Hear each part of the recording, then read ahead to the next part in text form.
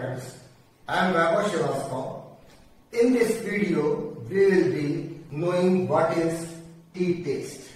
First of all, let us know what is the meaning of t-test. T-test is a type of statistical tool to determine if there is a significant difference. It gets to certain conclusion whether there is a significant difference between the means of two groups. It compares two groups which may be related in certain feature. Certain points are there to understand what actually is t-test. First is, t-test is taken when sample size is small, that is number of items n is less than 30. Some people take it 40, some people take it 50 also. It is a debatable thing, but mostly it is accepted. N is less than 30. The second thing is, t-score is ratio of difference between two groups divided by difference within the group. That ratio has to be taken in t-test, which will be understood to you through certain formulas. But that is conceptual formula. The third point is, in small size samples where we use t-test, the data is mostly not normally distributed. In large samples, what happens? Data is bell-shaped. But in a small sample, mostly it is not like that. It is not normally distributed. To calculate t-test, we require certain things. The number one is difference between the mean values of two data. That is called mean difference. That can be denoted as x bar, and that is n. The second point is standard deviations of each data. That is standard deviation 1, it is denoted in this sign. And number of data values of each group, n1 and n2. So these are the 3 points. And one thing we have to just take care that these are absolute figure. There are 3 types of t-test. First is independent sample t-test. That compares means of two groups. That is the number one, first one. Independent sample t-test. And then the second is paired sample t-test. It also compares two groups, but it can be within one group itself in different times, like 2020 and 2019, some data like that. The third one is one sample t-test. It tests the mean of single group against a known mean, maybe against the mean of universe, something like that. So these are 3 types of t-tests that we require to know and do. Few concepts are needed to be known by us in order to solve the t-test problems, like null hypothesis. What is null hypothesis? Hypothesis begins with the assumption that there is no significant difference between two data. The other concept is table value. It is very essential when we will be solving the questions. Table value will be compared with the calculated value. So we need to know what is table value. Table value of t carries 2 essential things. One is degree of freedom, the other is level of significance. Degree of freedom will always be n minus 1. It will be our degree of freedom in the sample. And level of significance, generally it is taken as 5%. 5% level of significance actually indicates a 5% risk or 5% probability that it is found different when there is no actual difference. That means it is very close to be accurate. And then, my dear students, table value you will be finding in any of the mathematical book where sampling chapter is there. You will find table value which will carry degree of freedom and value of t and significance level. And then you will be finding the t. Like in 90% level of significance with 3 degree of freedom, the table value of t will be 0.134, and that is going to be compared with the calculated value. Now you have come to know the table value of t, calculated value of t we will find later on, and before that you have already been knowing now what is null hypothesis. So dear students, this null hypothesis, table value, calculated value, degree of freedom, level of significance, all these things are essential not only in t-test but in chi-square test also, in f-test, in z-test, even in some other statistical test. All will be used in all the conditions. Now we are in position to find t-test. After knowing what is null hypothesis, what is degree of freedom, what is level of significance, now we are in position to find t-test. We have to do two things actually. We have to find calculated value and we have to find critical value, which is generally called table value. Now, how to find calculated value? We have to see the data, what are the things that are given. On the basis of that, we are having three types of t and we have to come to know which type it is. And then we have to start using formula for that. And after that, we will do the application work of formula and find the value of t. This value will be called calculated value because we have found this is the actual value of t. And then the B part, the next part is, the second part is, we have to find critical value, which is called table value also. In this critical value, there are two things. One is degree of freedom, one is level of significance. Degree of freedom, you know, that is n-1. Level of significance will be either given in the question or it will not be given in the question. If it is given in the question, then whatever percentage they have written, like 5%, 10%, 95%, we have to use that. But if it is not given, then we have to take 5% because that will give the truest picture. And then through this we will find table value of t. Now what is happening? We are having calculated value of t, we are having table value of t, and then one more thing, when we will be getting this degree of freedom n-1 and significance level 5%, we have to see the table. How table has to be seen, that I had already told you. One more time I will tell you that. And after that, now I am into this point, calculated value of t and table value of t we have found. After that, we will analyze. If calculated value of t is less than table value of t, that means the difference is not significant. That means the data are from the same parent universe.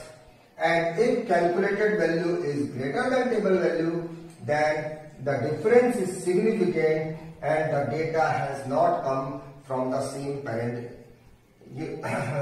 population. So in this way, we will be finding t. There will be three types there that I have already explained you, and now we will be coming one by one to each type and we will be practically doing question on the basis of this flow chart as mentioned here.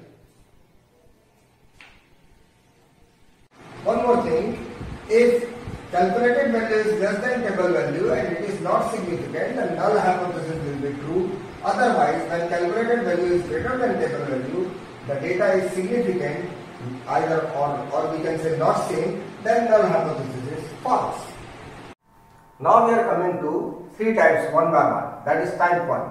Type 1 deals with independent samples t-test. It actually compares means of two samples. The formula of t in this type, in this case, is like this. T is x bar 1 minus x bar 2 whole divided by s, capital S, whole root n1 into n2 divided by n1 plus n2.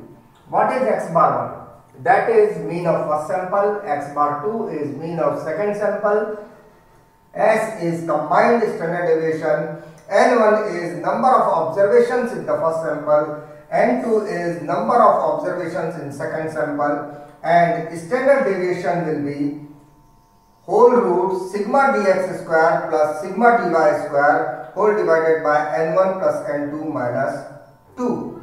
And if standard deviation of both samples are given, in this case it is not given.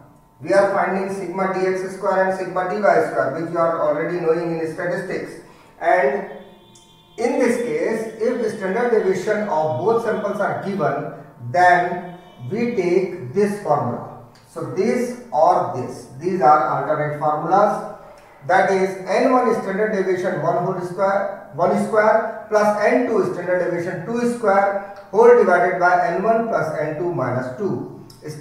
This sign is standard deviation sigma 1 standard deviation of first sample, that is standard deviation of second sample, and degree of freedom will be n1 plus n2 minus 2. Now we have taken a question in type 1. In type 1, as we know, that is independent sample t-test, compare mean of two samples. So in questions you will be given with two sample values, that is data x and that is data y. And what you have to find, you have to calculate t in 5% significance level with data x and y, as I have mentioned here. So these two are actually given in your question. Other things we have to just get. So serial number is there. N1 we are seeing 9 items are there. The items are 19, 21, 35, 49, 48, 37, 35, 48, 41. Okay. So first we have taken the total of this, that is coming to 333. We have taken x, sigma x, that is actually 333 by 9, that is 337. And then we have to find deviation from mean of the data, that is x minus 37. In one instance I have given you with example 19 minus 37, that comes to minus 18. Likewise it will be 21 minus 37, 35 minus 37, likewise it goes with the sign given. And then the sigma dx will be coming as 0 because we have taken from mean. So it has to come 0. The deviation will be nullified with all the data values.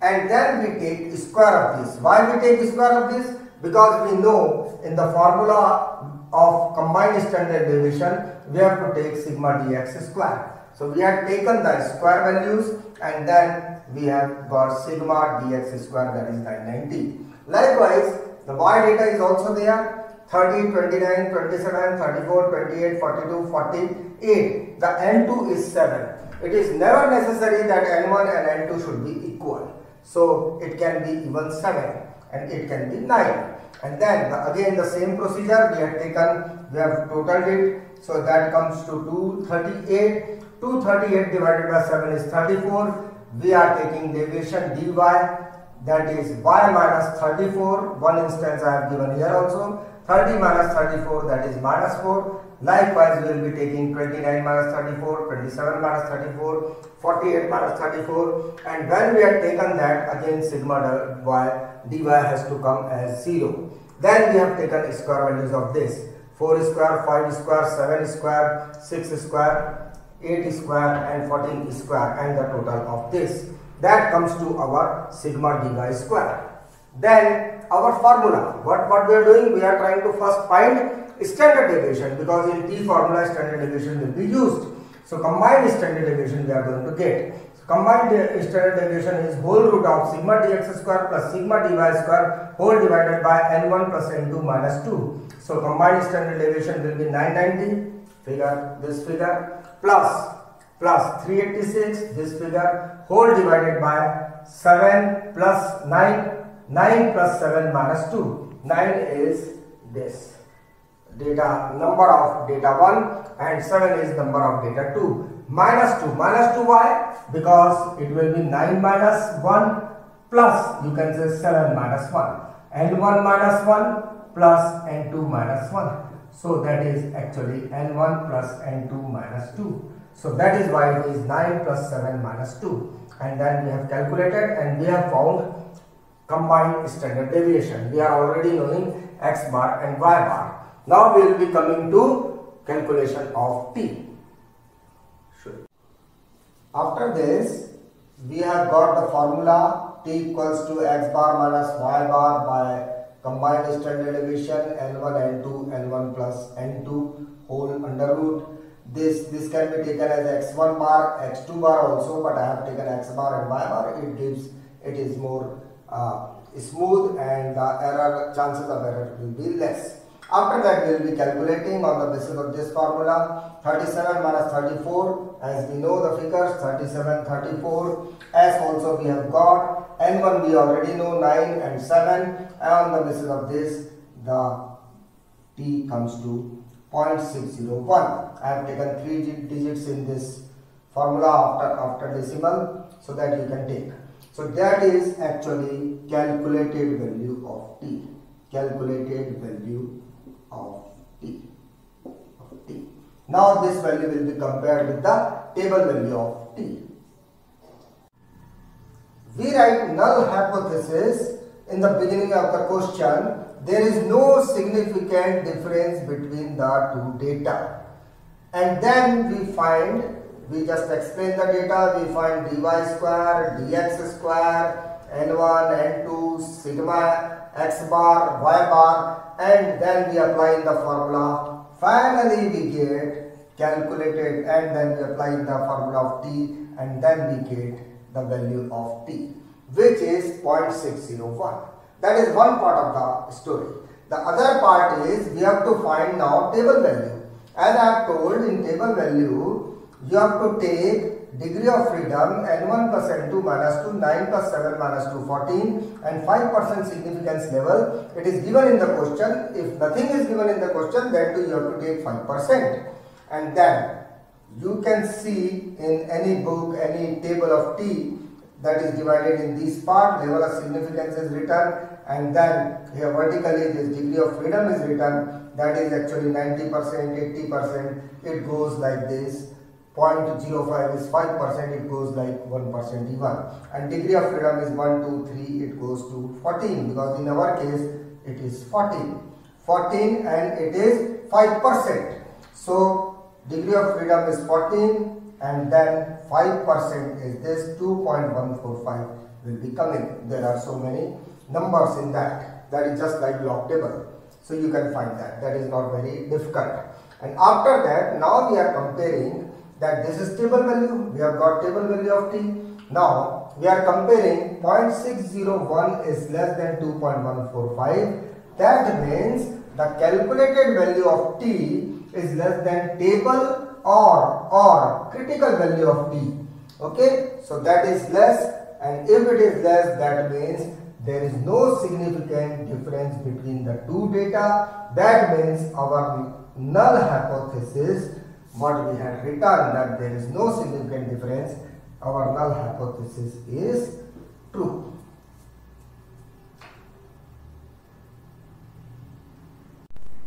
Now we will be coming to type 2, that is paired sample t-test.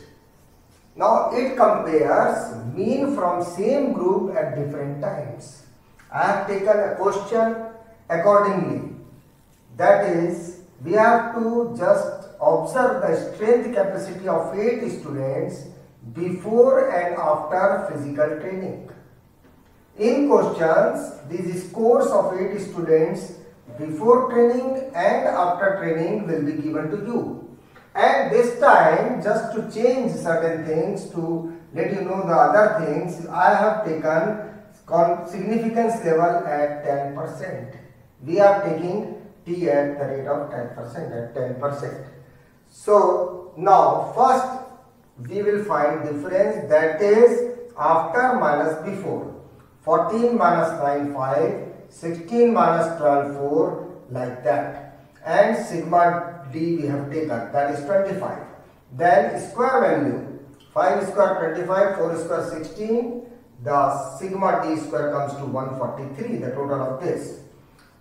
Our null hypothesis will be the training is not effective. T will be absolute value of D bar. Then what is D bar? D bar is sigma D by N. Sigma D, as you know, is 25, and you know is 8. So that comes to 3.125. Now T is this. That will not be used right now. Right now we will be using S, because this standard deviation we have to find, which is given in the formula of T. So that will be sigma d square minus d square d bar square into n whole divided by n minus 1 whole root.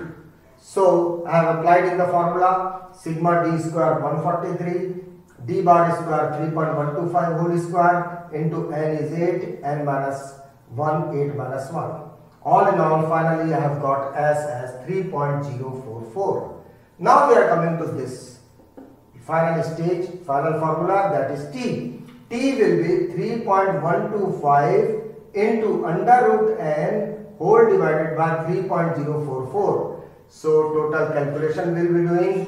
Our T is coming 3.905. Table T at 10% significance level at 8 degree of freedom is 1.860. So now what we are seeing, our calculated value. This is a change scenario as compared to the last question.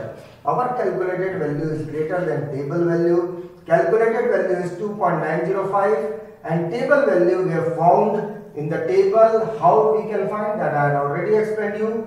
So that is coming to 1.860. This time calculated value is greater than table value. That means both data are not same. If they are not same, that means training is effective, and training is effective means our null hypothesis is false.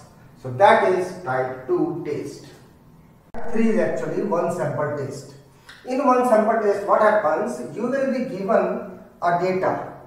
On the basis of the data, you have to come to the conclusion that this data suggests any mean of universe to be within the data or not. So I am giving you question, and through question we will be understanding marks of quantity technique. Randomly selected 7 boys are there, and we have to come to conclusion. We have to suggest that the mean marks is 71 or not, and our T will be at 5% significance level. So this data will be given in question. The data of 7 students, n equal to 7.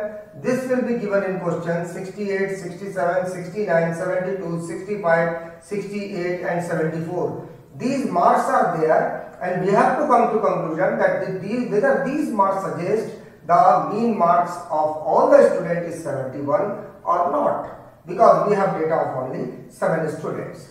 So first we total it, sigma x we calculate, and then we, on the basis of sigma x, we calculate x bar, that is 483 by 7, that is 69, and then after that we will be coming to dx. Dx will be x minus x bar, deviation from mean. So that is 68 minus 69, minus 1, likewise minus 2, 0, 69 minus 69, 72 minus 69, 3, and likewise.